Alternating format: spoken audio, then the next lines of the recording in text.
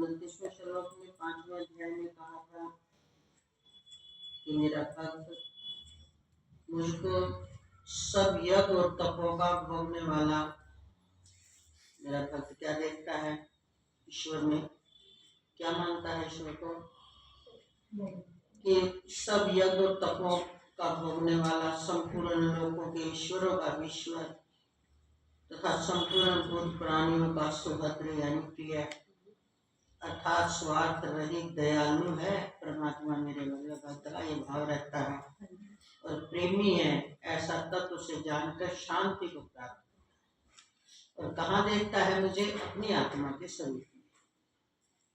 कहाँ दर्शन करता है, स्वयं की आत्मा के रूप में, कहीं दूर नहीं देखता, स्वयं की आत्मा के रूप में मुझे देखता है। लाइट बंद करिए बेटा अंदर की।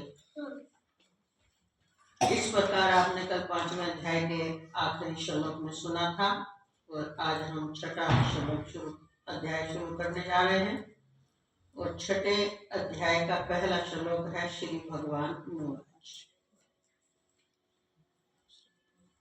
अनश्रित कर्म फलम कार्यम कर्म करोति है स सन्यासी च योगी च निरग्नि च तत्प्रिय।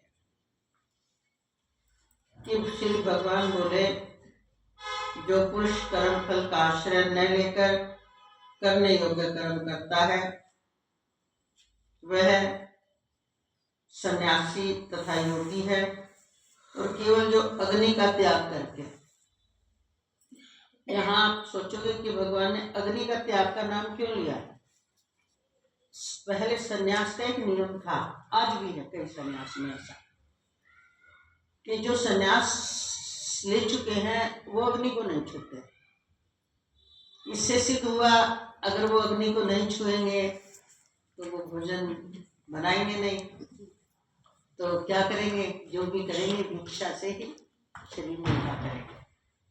तो पहले सन्यास का ये, जैसे आज के समय में भी वर्तमान में जैन धर्म में यही नियम है कि सन्यास जिसने ले लिया वो अग्नि को नहीं छुएगा।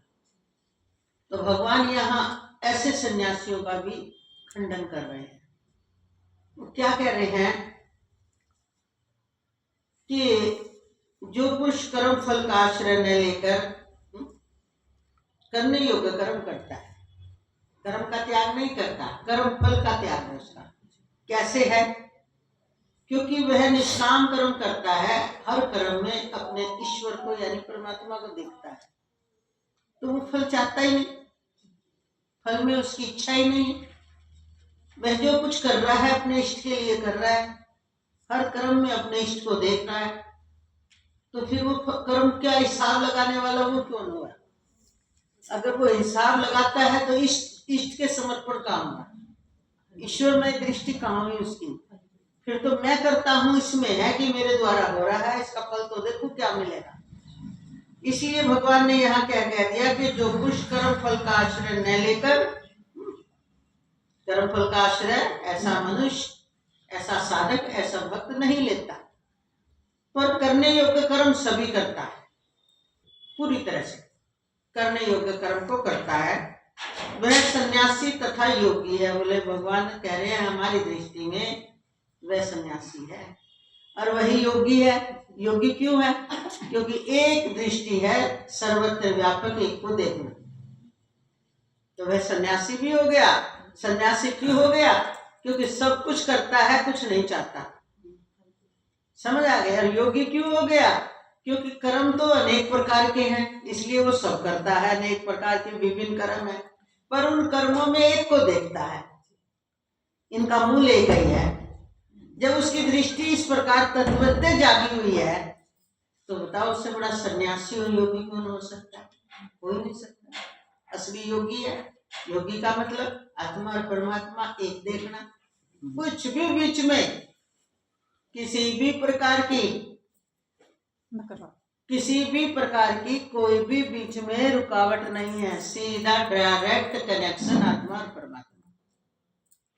और कर्म नाना रूप है, और नाना रूप जो कर्म है वो नाना रूप ही देखते हैं। तो नाना रूप देखने के कारण, नहीं अभी जाओ, नाना रूप देखने के कारण कर्म में विभाग है पर ज्ञान में विभाग नहीं है। इसलिए क्या कह दिया कि वह सन्यासी तथा योगी है। ऐसा नहीं तो सन्यासी योगी हो सकता है। बोले और न कि अग्नि का त्याग करने वाला। क्या बोल दिया भगवान ने? केवल अग्नि का त्याग करने वाला सन्यासी नहीं है, वो तो बाहर का सन्यासी है। जो हम कितनी बार बोलते हैं, हम कपड़े बदल लेने को अपने को साधु कहने लग जाते हैं। कपड़े तो एक पहचान है, वो साधने का जरिया है कि वस्त्र धारण करने से व्यक्ति को अपने आप को ये लगने लगता है कि मैंने साधु चोला पहनना है तो अपने जीवन को मुझे साधना भी चाहिए, मुझे इस मार्ग पर चलना चाहिए। जैसे गृहस्थ का चोला पहनने से व्यक्ति कह देता है अरे हम तो भोग भोगेंगे, हम तो शादी विवाह में जाएंगे, हम तो खूब अच्छा खाए पिएंगे, क्योंकि भाई हम तो गृहस्थी हैं। ये बाहरी वृत्तियां तो दिमाग में बैठी हुई है ना कि हम लोगों को तो जैसे छूट मिली है कि हम तो गृहस्थी हैं। और फिर अरे भाई तू तो साधु है, भजन तो तूने करना चाहिए। तो साधु जो है वो साधुओं के भी भजन नहीं करेगा तो गृहस्थियों से क्या उम्मीद रखता है? तो ये धारणाएं भी अच्छी हैं। क्यों अच्छी हैं? क्योंकि समाज में बाहरी वेश भी बहुत कुछ आदमी का बचाव कर देता है। लेकिन ऐसा नहीं है कि गृहस्थ बन गए हो तो छूट है, इतनी छूट नहीं है। वो तो इतनी छूट है बस भाई आपकी वासनाएं कोई इतनी तीव्रतम है जो आपके वश में नहीं है। और जो वासना आपके वश में नहीं है तो आप गृहस्थ में प्रवेश हो, पूर्ति कर लो ताकि वो उसकी पूर्ति करके वो नष्ट हो जाए। इसीलिए हमारे शास्त्रों में क्या कहा, विषयों को कैसे भोगो? कैसे भोगो? विषयों को भोगो तो पर त्याग सहित भोगो। विषयों को त्याग सहित भोगो। विषयों का त्याग कर दिया तो फिर नहीं, विषयों का त्याग नहीं करना, विषयों में कर्ता भाव नहीं लाना, वही ऊपर की अर्थ निकलता है। विषयों में ममतापन नहीं लाना, विषयों में अज्ञानता नहीं लानी, मूढ़ता नहीं लानी, जो बिल्कुल आदमी मूढ़ हो जाता है कि मैं मेरे मेरे मेरे हमारा तो फर्ज है, हमारा तो फर्ज है। नहीं, त्याग सहित आपकी कैपेसिटी है, कुछ नहीं करना। आप पूरे विश्व के राजा बन जाओ, अगर आपकी कैपेसिटी है तो पूरे विश्व में बन जाओ, कौन मना करता है? पर अंदर से राजा जनक की तरह कार्य करने के लिए हमारे शास्त्रों में कहीं मनाही नहीं है। कार्य के कर्ता बनने की मनाही है, भोक्ता बनने की मनाही है, आसक्ति बढ़ाने की मनाही है, मोह फैलाने की मनाही है, यानी मूढ़ता फैलाने की मनाही है कि अरे मानव तू मनुष्य बना और मूढ़ पैदा हुआ था, मूढ़ ही मर गया तो क्या फायदा हुआ ऐसे कर्मों का उपार्जन करने से। इसलिए कर्मों का उपार्जन कर्मों की आसक्ति मिटाने के लिए करना चाहिए। इसलिए शास्त्रों में कह दिया विषयों को त्याग सहित भोगो। तो गृहस्थी इन बातों को समझते नहीं, वो सोचते हम तो गृहस्थी, हमें तो छूट है। छूट इस तरह से है कि कोई विकार आपके काबू नहीं आ रहा, समझ आ गया, तो वो आपके पास छूट है। आप उसको प्रैक्टिकल कर लो, उसका भोग कर लो, ताकि आपकी वासना वहां से आप असलियत देख ले। पर गृहस्थ में रहकर लैब बना लो अपने जीवन को कि एक एक का प्रैक्टिकल के देखो कि क्या सुख आया इसमें। कहीं मन बंधन में तो नहीं बंध गया, कहीं मन में आसक्ति तो नहीं जम गई, कहीं मोहासक्ति इतनी तो नहीं बढ़ गई इन कर्मों में। तो गृहस्थ तो बहुत जल्दी, क्योंकि उसे छूट भी है। कोई कमजोर कड़ी है, तीव्रतम प्रारब्ध है, तीव्रतम उसकी वासना है, तो आप गृहस्थ में रह के उसका भोग भी कर सकते हो। पर भोग कैसे करना है? त्याग करने के लिए, उस भोग से दूर जाने के लिए, उस भोग को सदा सदा के लिए खत्म करने के लिए। और हमने क्या मान लिया? गुड़ली मार के बैठ जाए गृहस्थी है हम तो, भाई हम क्यों छोड़ेंगे, हम तो गृहस्थी हैं। ये तो सन्यासियों के लिए आया है, ये भ्रांति है। सबके लिए आया। मनुष्य मात्र परमात्मा की प्राप्ति का प्रयत्न करे, और मनुष्य मात्र को, चाहे सन्यासी है, चाहे गृहस्थी है, चाहे वानप्रस्थी है, चाहे ब्रह्मचारी है, चारों ही आश्रम वाले जिस भी स्टेज में है, जहां भी है, भगवत प्राप्ति कर सकते हैं। ये अंदर की चीज है। इसलिए भगवान ने क्या कह दिया कि केवल अग्नि का त्याग करने वाला सन्यासी नहीं है, तथा केवल क्रियाओं का त्याग करने वाला योगी नहीं है। क्रियाएं त्याग कर दी, अरे नहीं क्रियाएं करेंगे तो हम भोगी बन जाएंगे, नहीं। योगी तो हर क्रिया में अपने इष्ट को देखे, वह योगी है। यानी अपने स्वरूप में बार बार, तुम्हें स्वरूप की अनुभूति नहीं है तो निश्चय में कल आया था ना, निश्चल भाव से। तो जो निश्चल भाव से अपने इष्ट को देखता है हर क्रिया में, तो वह योग को प्राप्त होता रहता है। कोई भी कर्म उसको दुख या सुख नहीं देता। अब आगे दूसरे श्लोक में कह रहे हैं, यम संशय स्मृति प्रापुर योगम तम विधि पांडव न हर्षः तत्संकल्पो योगी भवति कश्चन। आरुरुम क्षोरमुनिं योगं कर्म कारणमुच्यते योगारूढस्य तस्य शमः कारणमुच्यते। यदा हि नेन्द्रियार्थेषु न कर्म समुज्जते सर्वसंकल्प सन्यासी योगारूढ़ तद उच्यते। उदरे दातात्मानं नातात्मानं साधयेत् आत्मेव यात्मानं बंधुरात्मयो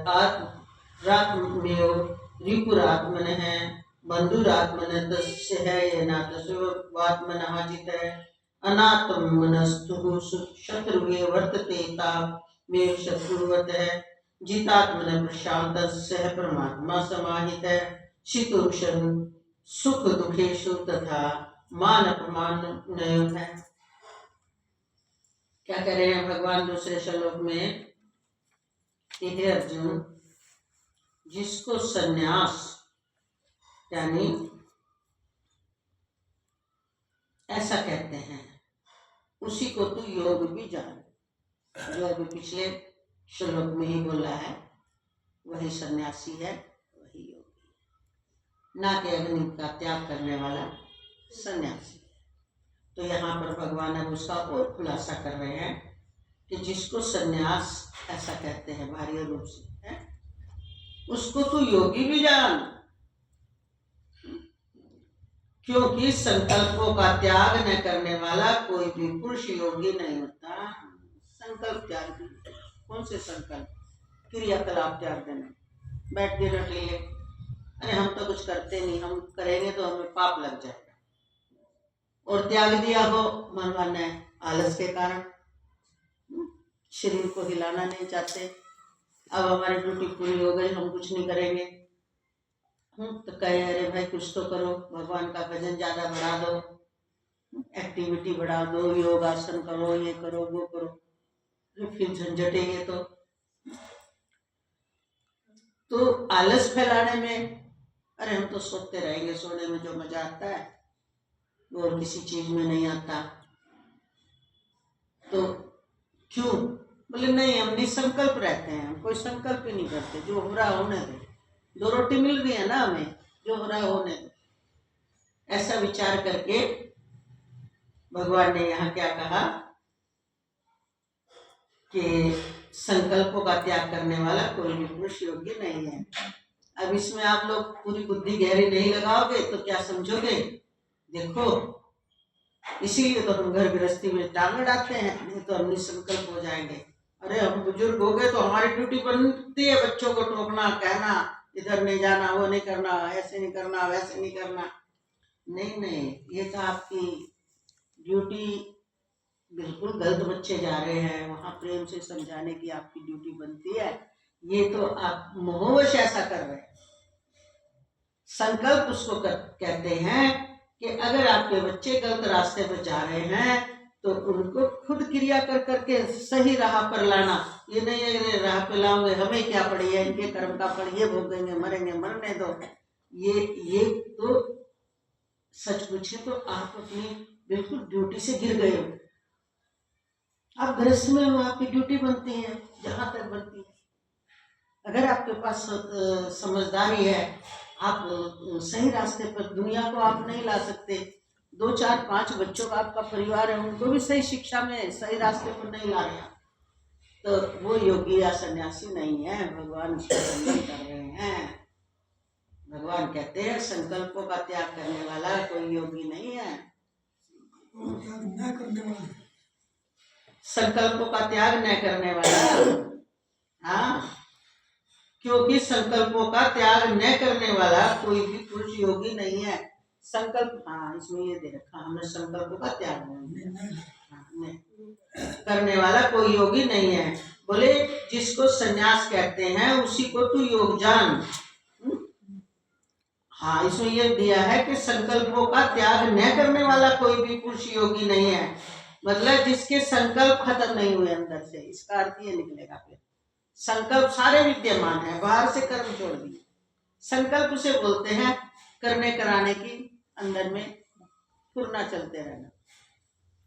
बोले जो ऐसा संकल्प का त्याग नहीं कर सकता, बिल्कुल अंदर से योगता यानी एकता को प्राप्त नहीं होता, बिल्कुल आत्मा और परमात्मा को एक नहीं देखता, बोले वो योगी और सन्यासी नहीं। क्यों नहीं है? क्योंकि न्यास, न्यास का मतलब होता है त्याग, और जहां लग जाता है संकल्प सहित त्याग अंदर से। संकल्प बाहर से सारे क्रियाकलाप है, टेम्परेरी संकल्प भी बनाता है, जो भी हमने सारा समझा है, लेकिन अंदर से उसका कोई संकल्प नहीं है। अगर वो खाली बाहर से मतलब संकल्प बल्कि त्याग देता है और अंदर सारे संकल्प रहते हैं, बोलते हैं ना ये बाहर से तो कुछ करता नहीं, वो अंदर में सबकी चिंता उठाए रखता है, बोले वो सन्यासी या त्यागी नहीं है, योगी नहीं है। ये अर्थ है इसका, हमने वो नया देखा ही नहीं। तो योगी और सन्यासी किसको जानो? सारे कर्म करता है, पर कर्म से कहीं भी अपने को करता नहीं देखता, नहीं मानता। पहले मानता नहीं, फिर देखता नहीं। देखने की स्थिति कब आएगी? जब अंदर में उसका ये योग स्वरूप यानी एक परब्रह्म स्वरूप सर्वत्र देखने की दृष्टि पूरी तरह खुल जाएगी। फिर क्या होगा?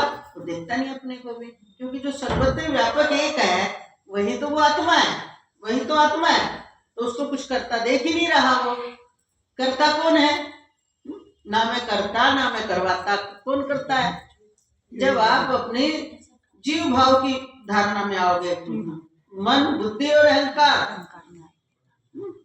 जब अहंकार में ही होता है करता भाव, मैं करता, और ना मैं करवाता, ना करता ना करवाता, दोनों स्टेज आने चाहिए। क्योंकि आत्मा का जो प्योर स्वरूप है, जो सर्वत्र व्यापक परमात्मा है, वही जो देहधारी में आत्मा रूप से प्रकट है, तो वो कुछ करता नहीं है, ना करवाता, इंटरफेयर ही नहीं करता। करता करवाता कौन है? कौन करवाता है? जब वो या तो ईश्वर उपाधि में आए या जीव की उपाधि में आए।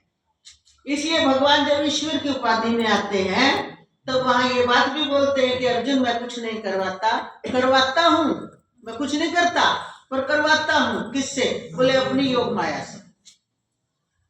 और योग माया कौन है मेरी? यही कौन? 5 भूत और 3 ये मन बुद्धि अहंकार, 8 नामों वाली अपरा प्रकृति और जीव रूपा अपरा प्रकृति। बस यही कर रहे हैं आपस में। यहाँ पर भगवान क्या बोल रहे हैं? मैं कुछ करता नहीं पर करवाता हूँ। करवाने का मतलब कि क्योंकि मेरी पावर के बिना ये कुछ नहीं है, मेरी ही अभिन्न 2 शक्तियां हैं। इसलिए भगवान ने कहा मेरी 2 प्रकार की प्रकृति, एक परा एक अपरा। किससे करवा रहे हैं भगवान? इनसे। और फिर बिल्कुल जब परब्रह्म स्वरूप में उस अखंड सत्ता में आकर जब कुछ विवेचन करते हैं, फिर वहां क्या बोलते हैं? ना मैं करता ना करवाता। क्यों? कल परसों भी आया था, क्या आया था? अगर ईश्वर ना तो किसी के कर्म का आया था ना किसी के फल का नहीं, कल समझाया था, वहां न्यूट्रल हो गए वो। तो ये स्थिति कहाँ है? देखो ये स्थिति जिस काल में ना ईश्वरीय भाव ना जीव भाव, पूर्ण प्रकाशक स्वरूप का भाव है, वहां ना करता ना करवाता। और यहाँ भगवान जब बोल रहे हैं कि मैं करता नहीं करवाता हूँ, यहाँ ईश्वर भाव में बोल रहे हैं, क्योंकि ईश्वर के द्वारा ही सब हो रहा है? और देह में किसके द्वारा हो रहा है? जीवात्मा के द्वारा। क्योंकि भगवान ने साथ में ये बोला, वो करवाता हूँ किससे? जीवात्मा यानी परा प्रकृति और अपरा प्रकृति। तो वहां किसके द्वारा हो रहा है? अपरा प्रकृति को कौन चला रहा है? परा प्रकृति यानी चेतन रूपा जीवात्मा। और वही कर्ता भोक्ता बन रहा है। और इन दोनों में मैं जो अस्तित्व के रूप में प्रकट हूँ, मैं दोनों से परे हूँ। तो जब ये भाषा बोली जाती है, ना मैं करता ना करवाता, वहां अपने उस स्वरूप में आकर बोले जाती है। और जब मैं ये बोलता हूं मैं करता नहीं करवाता हूं, वहां ईश्वरीय भाव में आकर बोली जाती है। और जब ये बोलती है कि मैं ही करवाता हूं, मैं ही करता हूं, तब जीव भाव में बोला जाता है, क्योंकि जीव ही करता है, जीव ही करता है। ये सब एक ही जगह लागू नहीं होती सारी चीज कि ये अलग अलग क्यों बोलते। इसमें छटनी कर दी। एक ही देखो, जीव बना तो कर्ता भोक्ता बन गया, ईश्वर बना तो करवाने वाला बन गया। और जब ईश्वर और जीव में जो प्रकट है, अधिष्ठान है जिसका, वही ईश्वर का वही जीव का, वहां परब्रह्म स्वरूप बन गया। वहां वो ना करता ना करवाता। ईश्वर बनकर वो करता नहीं करवाता है, जीव बनकर वो करता है और भोगता है। समझ आए? और एक ही आत्मा की ये तीन कैटेगरी। प्रकाशक स्वरूप में जब हम यहाँ रहते हैं, ना करते ना करवाते, अपने अधिष्ठान स्वरूप में है। जब हम यहाँ से यहाँ आ जाते हैं, तब हम राजा बन जाते हैं ईश्वरीय रूप। फिर हम करते नहीं करवाते हैं, तो करवाने के लिए कहाँ उतरते हैं? नीचे। 1 से 2 बन गए शिव शक्ति का रूप। फिर जब हम कर्ता के भोक्ता बनते हैं, तो हृदय में आ गए जीवात्मा बनते हैं। फिर हम जीवात्मा बनकर मेरा तेरा यानी नीचे के केंद्रों में, कल भी हमने समझाया था, नीचों के केंद्रों में हमारी ऊर्जा बहती है, तो मेरा तेरा बाजार फैला लेते हैं। और जब वापस लौट के आते हैं, पहले यहाँ पर जीवात्मा बस का क्या फीलिंग होगी? मैं हूँ। यहाँ पर क्या संतोष है? मैं हूँ। नीचे जाने के बाद तो कामनाएं जोर मारती हैं, मेरे बालक है, मेरा परिवार है, मुझे ये चाहिए, मुझे। नीचे के केंद्रों में रजोगुण जब नीचे के केंद्रों में बह गया, तो उसने संसार फैला लिया। और रजोगुण जब ऊपर की तरफ आया, जब अनहद में आया, तो उसे शांति मिली कि मैं हूँ। जब वो ऊपर आया तो कौन हूं मैं? जैसे परमात्मा कौन है? परमात्मा कौन है? सर्वत्र व्यापक। पर यहाँ विशुद्ध चक्र में आकर शिव शक्ति के रूप में कि मैं शिव हूँ और ये शक्ति मेरा सारा व्यवहार कर रही है, क्योंकि सब कुछ प्रकृति के द्वारा हो रहा है, इसलिए यहाँ शिव शक्ति का वास। और जब वो ऊपर चढ़ गया, तो वहां वापस लौटते लौटते जो ऊपर आया, तो अपने क्या इसमें आ गया? अरे मैं तो प्रकाशक स्वरूप हूँ, अब शक्ति की भी जरूरत नहीं, अधिष्ठान में आ गया। और जब ब्रह्मरंध्र में आया, तो बस है में स्थित हो गया। अब ये कहने वाला भी कोई नहीं बचा, बस वो तो है। ये यात्रा है, नीचे के केंद्रों में संसार, केंद्रों में विश्राम, एक ही चेतन कैसे घूमता फिर रहा है। वही कभी कर्ता बनता है, कभी अकर्ता भोक्ता, वही कर्ता भोक्ता बनता है, वही अकर्ता भोक्ता बनता है, और ईश्वर बनकर वो करवाता है और करता है, और जीव बनकर कर्ता और भोक्ता,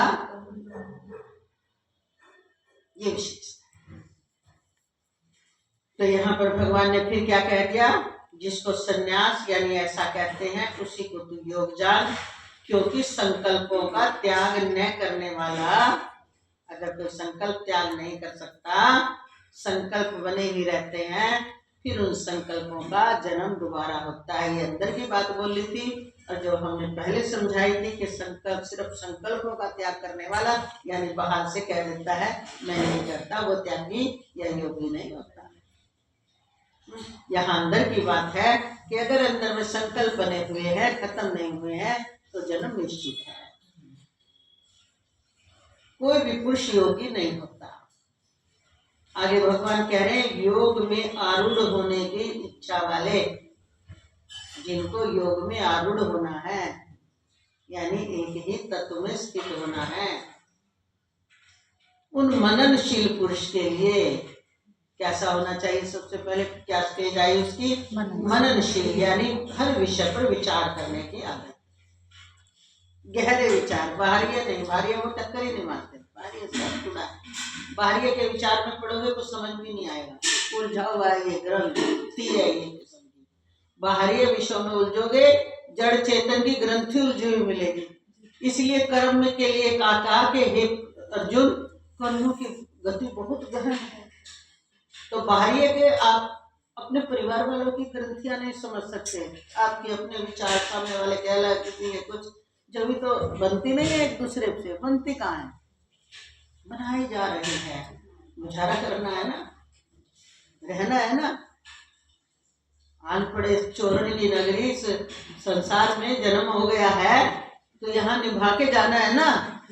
तो सारा दिन गुण और दोष देखते रहे, इसमें ये गुण है, इसमें ये दोष है, लगे रहो सारा दिन, परेशानी के सिवाय कुछ हाथ नहीं आएगा। तो व्यवहार को, घर को सुंदर बनाने के लिए एक दूसरे के दोषों को अवॉइड करके और व्यक्ति को शांति से जीवन बिताने की सलाह दी जाती है। वो क्यों?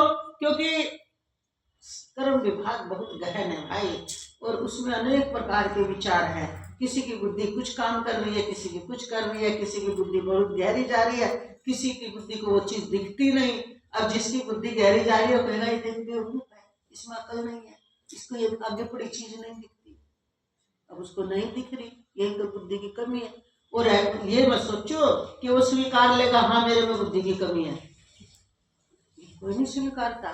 चाहे किसी के पास 5% बुद्धि काम कर रही है, चाहे किसी की 20 कर रही है, चाहे 50 कर रही है, चाहे 70 कर रही है, चाहे 80 कर रही है, 5 वाला भी यही सोचता है, अरे मैं अपनी गृहस्थी तो चला ही रहा हूँ, 5%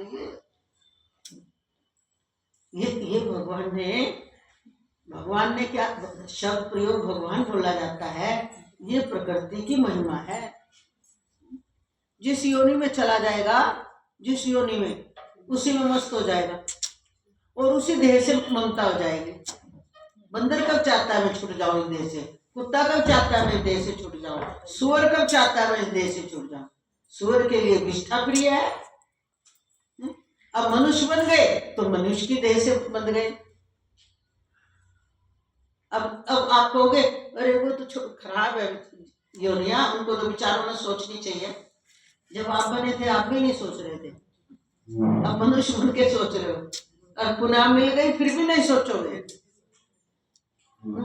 ये नियंत्रण शक्ति का नियंत्रण देखो कैसा मोह ये है, कैसा आवरण डाल देती है माया। क्या अनपढ़ से अनपढ़, गवार से गवार व्यक्ति भी अपने आप में अहम रखना हो तो इतना उच्चा रख लेंगे, अपने से ऊपर किसी ने देखता।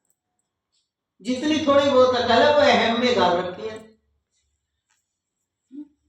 और बुद्धिमान से भी बुद्धिमान व्यक्ति जिसको समझ आ गई, वो अहम को गलाकर ऐसे देखता है कि कुछ भी नहीं, उस असीम शक्ति के सामने ये तो एक तरंग है, कृपा है उसकी कि वो कार्य करवा रहा है।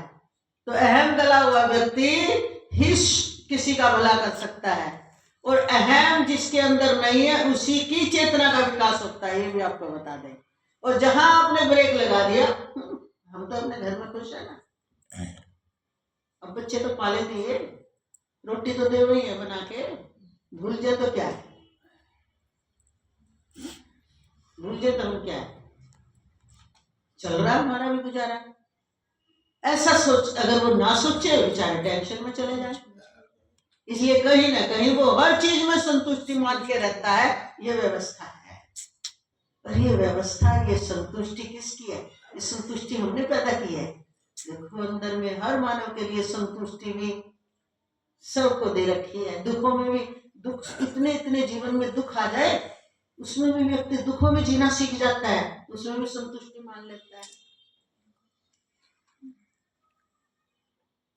हर हाल में कहीं न कहीं ये मानव जैसी हालत आती है, उन्हीं हालातों में जीने की कला सीखकर संतुष्टि मान लेता है। क्यों मान लेता है? क्योंकि सब जगह सुख स्वरूप परमात्मा विद्यमान है। इसलिए वो जहां भी जिस भी हाल में थोड़े दिन हाथ पैर मारेगा, फिर वहीं पर संतुष्ट हो जाएगा।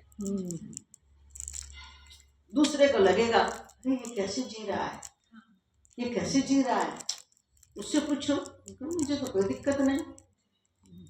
और इसीलिए ये अंतर दिखाए, ये जो अंदर से संतुष्ट नहीं हुआ और वो खरबोपति मखमली गद्दों पर भी बेचैन है, और जो अंदर से संतुष्ट हो गया, रोड़े पत्थरों पर पड़ा है, ओढ़ने के लिए कंबल नहीं है, उसका शरीर उसी हाल में ढल गया। तो खुशी के लिए सुख चाहिए ना, और खुशी कोई भी कहीं भी आ जाती है इंसान के अंदर। ये कृपा है प्रकृति की, ये अगर आप देखना शुरू कर दोगे ना, आप संतुष्ट हो जाओगे।